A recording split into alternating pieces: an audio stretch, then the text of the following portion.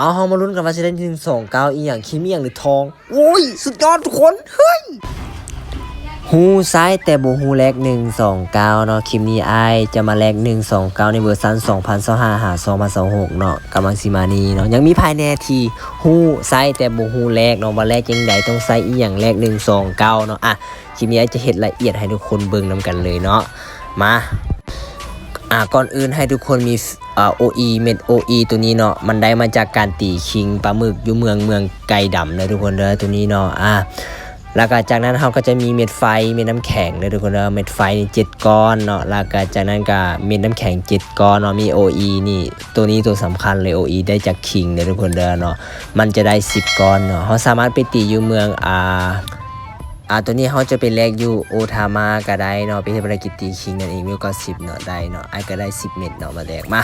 อันแรกไอ้จะมาแลกเลยตัวที่2เนาะหลังจากตัวที่1เนาะอันนี้จะเป็นฟิซซิ่งบ่แม่นเนาะจะเป็น O เนาะทุกคนเนาะตัวนี้จะเป็น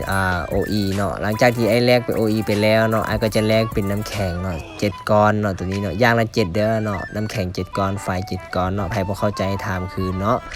โอเคไอ้ก็จะฝากไปกันเลยทุกคนเนาะโอเคเนาะต่อไปอาจจะฝากเป็นเม็ดไฟเนาะเม็ดไฟจะ7เม็ดคือกันเลยทุกคนเด้อเนาะ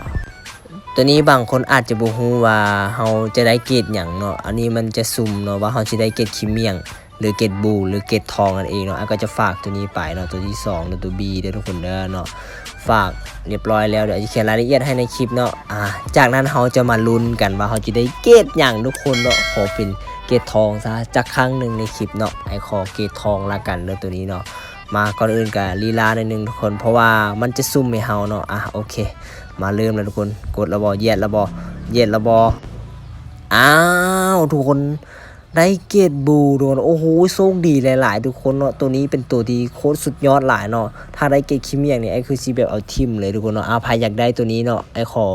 เม็ดแรกทุกคนไผได้เนาะไอ้เขาอาจจะแจกให้คนนั้นเลยเด้อเม็ดตัวนี้เนาะเห็นบ่สำหรับไผที่มักคลิปแบบนี้หรือบ่เข้าใจให้ถามไอ้กรุ๊ปคืนเลยทุกคนเนาะคลิปหน้าไอ้จะเฮ็ดคลิปแบบใดฝากติดตามกดไลค์กด Subscribe เป็นกำลังใจให้แน่เนาะ